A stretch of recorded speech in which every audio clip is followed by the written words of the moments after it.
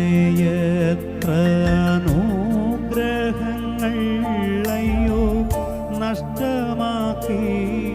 വിധം ഇന്നും കഷ്ടത തന്നിൽ വലയുന്നു ഞാനിതാ തട്ടിയുണർത്തണമേ ഇന്നും കഷ്ടത തന്നിൽ വലയുന്നു ഞാനിതാ തട്ടിയുണർത്തണമേ ശൂന്യവും പാഴുമായി തള്ളിയതാമിനിൻ മന്ദിരം തന്നിലിന്നോ ദേവാ വന്നു പാർത്തു ശുദ്ധി ചെയ്തു നിൻ വീട്ടിൻ്റെ